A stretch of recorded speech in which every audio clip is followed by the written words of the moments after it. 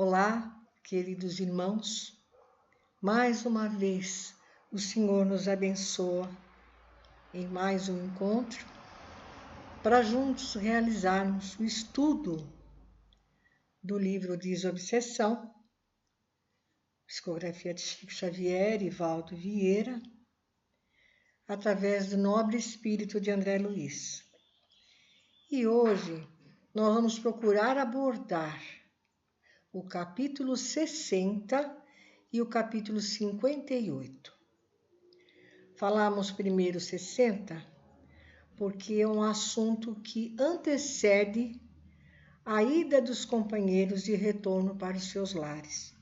É no final da reunião o que nos orienta André Luiz, que é preciso ser discutido, conversado, sempre que possível.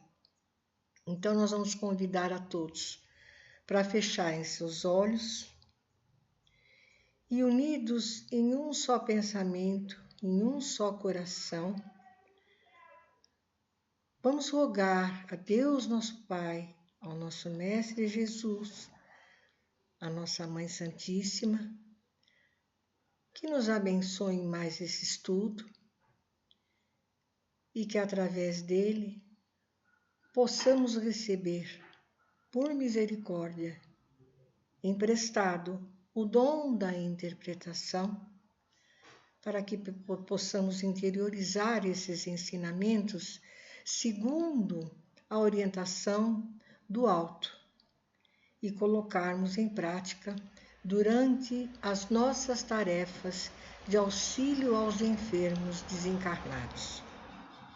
Senhor, pedimos que nos auxilie mais uma vez, nos dando a permissão para darmos por iniciado mais um estudo dessa obra maravilhosa, Psicografia do Chico, que vem nos orientar a como nos conduzirmos melhor nas tarefas para sermos instrumentos mais úteis para a espiritualidade e para os irmãos que são trazidos para o esclarecimento. E assim, certos de que não nos faltará o auxílio do alto, dos benfeitores amigos, mentorados pela nossa irmã Maria da Cruz, que nós vamos dar por iniciado o estudo de hoje. Graças a Deus, graças a Jesus, graças à nossa Mãe Santíssima. Nós vamos abordar, então, primeiro, o capítulo 60, onde André Luiz vem nos orientar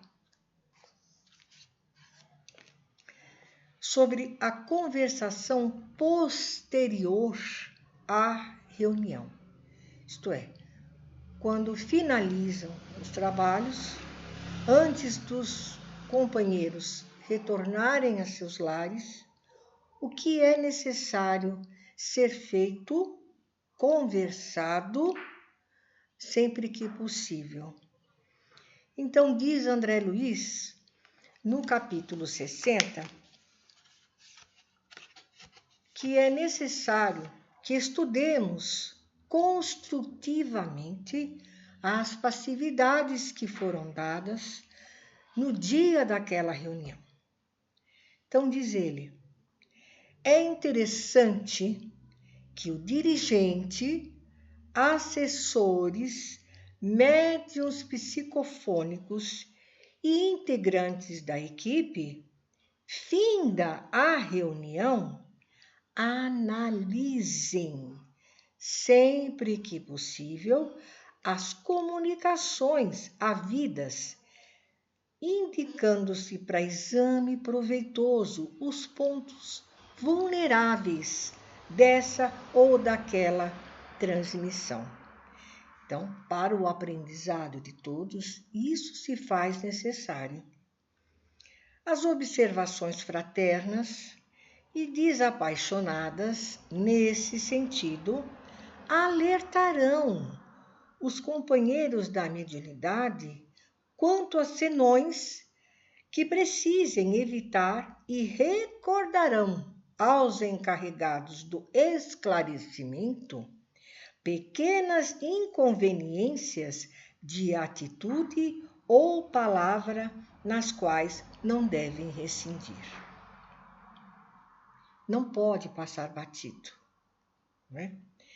De semelhante providência, efetuada com o apreço recíproco que necessitamos sustentar uns para com os outros, resultará que todos os componentes da reunião se investirão por si mesmos na responsabilidade que nos cabe manter no estudo constante para a eficiência do grupo.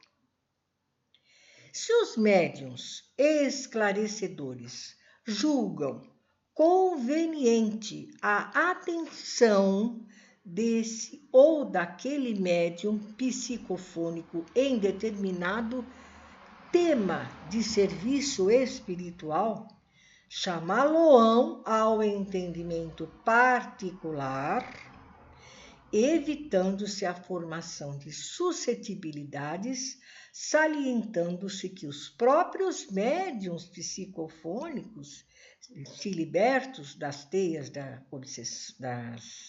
obsessivas, são os primeiros a se regozijarem com um exame sincero do esforço que apresentam. Então, companheiros, necessário mesmo se faz que a equipe estude aquelas comunicações que foram dadas. E se porventura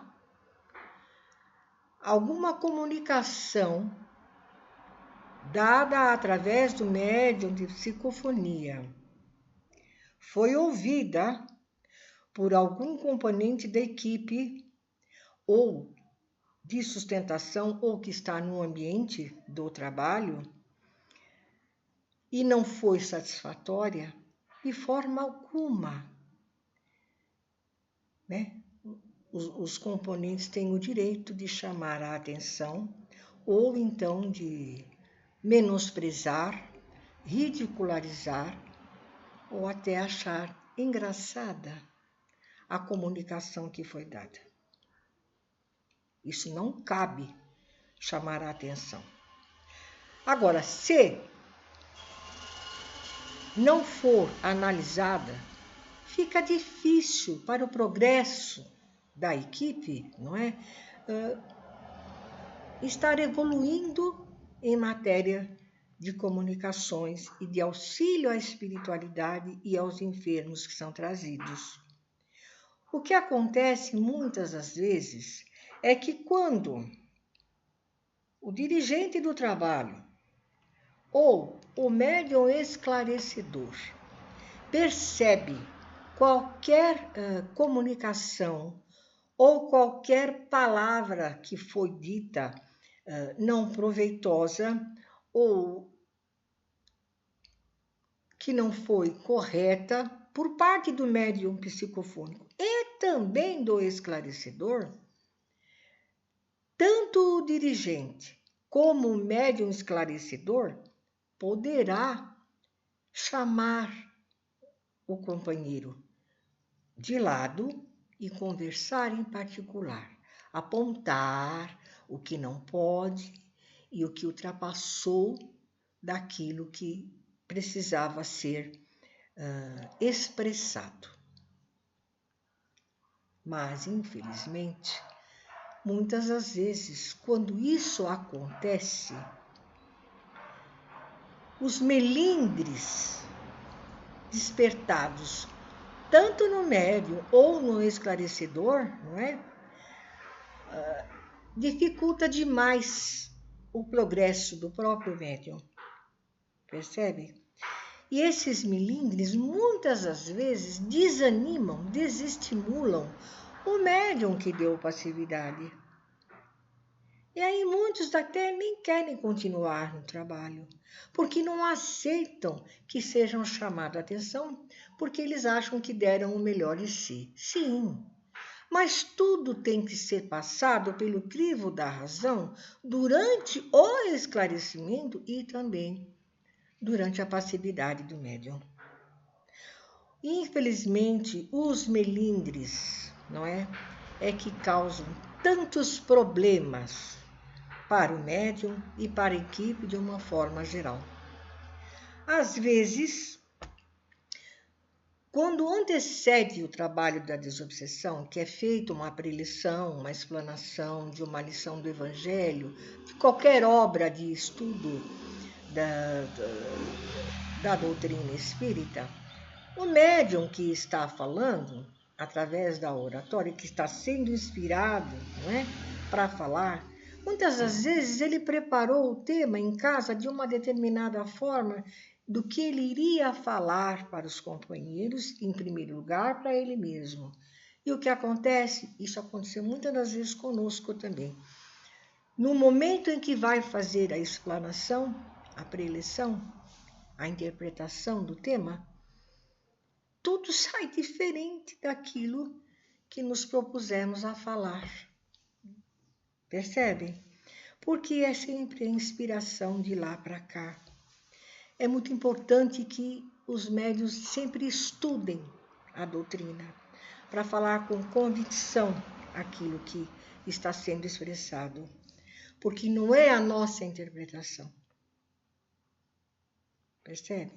A gente pede o auxílio para interpretarmos de forma direita aquilo que eles estão passando para a gente. E o que acontece é que muitos médiuns em serviço, e mesmo que estão na reunião, na plateia, acham que aquilo que o médium está interpretando, falando, ou o tema escolhido, é para ele que está falando. Não é? Muitos aproveitam a lição e interiorizam. Outros se magoam por causa do ego, por causa do orgulho, e acham que aquilo foi dito para eles. Gente, não fiquem equivocados em relação a isso. E a gente vê muito isso. Então, também no trabalho da desobsessão, é necessário, sim, que chame-se ao lado tanto o médium psicofônico como o esclarecedor, porque às vezes o médium psicofônico não recebeu a ajuda necessária do esclarecedor no momento da passividade. Percebem? Por isso que o médium esclarecedor, ele tem que, se não tiver evidência, tem que captar aquilo que o seu benfeitor espiritual ou o guia responsável pelo trabalho passa para ele. Percebe? Então, tudo de uma forma fraterna, sem ridicularizar, sem prejudicar os nossos irmãos quanto ao entendimento.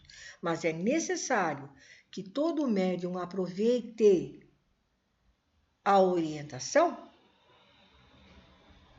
para se desenvolver melhor no trabalho. E não deixe o ego falar mais alto, nem o orgulho, que todos estão em aprendizado. Então, para o progresso do trabalho e dos próprios médiuns, é necessário, sim, que se converse em particular e também se analisem as comunicações que foram dadas naquela oportunidade de trabalho. Percebe? Isso é muito importante, muito importante. E às vezes isso não é possível, que os companheiros já acabam o trabalho, já vão lá para fora, ou vão para a cantina, ou vão para suas casas, percebe? E isso passa batido, né? E nada foi, então, entendido naquilo que foi proveitoso e daquilo que não foi e que não pode ser repetido, né? Agora, no capítulo 58, ele vem nos falar sobre a conversação posterior à reunião, né? Claro que, terminada a reunião, sintam-se os integrantes da equipe inclinados a entrelaçar pensamentos e palavras na conversação construtiva que foi o que acabamos de falar no capítulo anterior, não é? Porquanto, se a alegria da obrigação cumprida não lhes marca o íntimo, algo existe na equipe a ser necessariamente retificado, que foi o que acabamos de falar. Percebe? Então, é só chamar do lado, né? Se não é uma coisa que é para ser esclarecida para todos, apenas para um único médium ou para um único esclarecedor, chama-se ao lado, que foi o que falamos.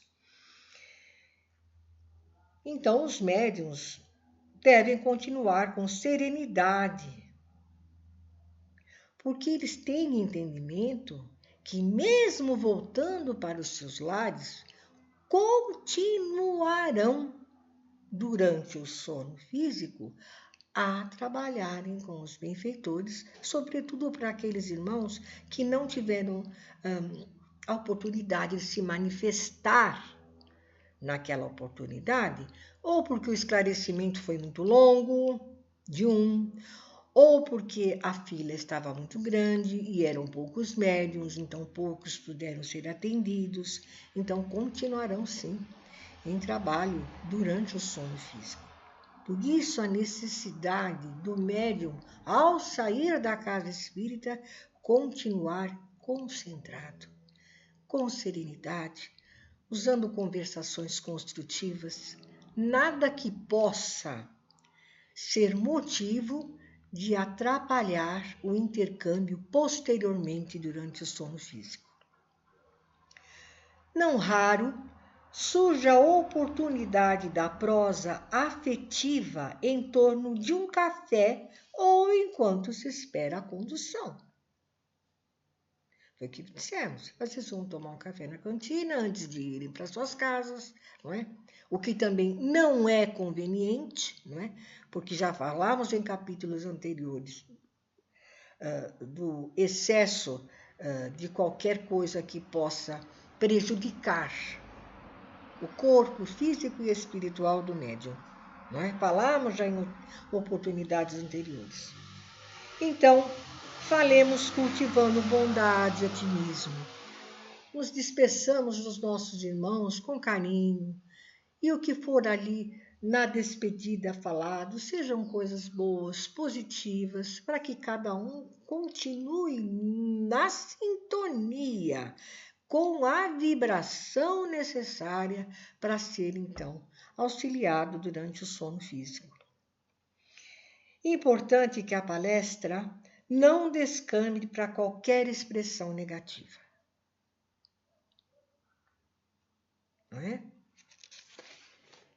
Se um dos desencarnados sofredores emitiu conceitos menos felizes, ou se um dos médios em ação não conseguiu desincumbir-se corretamente das atribuições que lhe foram conferidas em serviço, evitem-se com o empenho de reprovações, críticas, motejos e sarcasmos. Já falamos isso no início do capítulo anterior. Compreendamos que uma equipe para a desobsessão se desenvolve e se aperfeiçoa no serviço com o tempo, uns aprendendo com os outros, como qualquer outra empresa produtiva. E algum comentário desairoso, destacando deficiências e males, constitui prejuízo na obra do progresso e na consolidação do bem. Também falamos sobre isso no capítulo anterior. Então, companheiros, muitas das vezes, não é? Nós saímos da casa espírita e nos esquecemos desses conceitos básicos necessários para cada um de nós, né? E isso atrapalha muito no desenvolvimento da equipe, não é?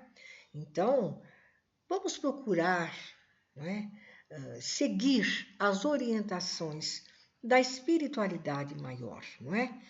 Para que nos conduzamos de uma forma mais útil, mais necessária, para nós, para a espiritualidade e também para os nossos irmãos tão necessitados que chegam em busca de um consolo, de um esclarecimento, de uma compreensão, de um diálogo fraterno que os ajudem a se desprender das trevas, das sombras e receberem o auxílio daqueles benfeitores espirituais.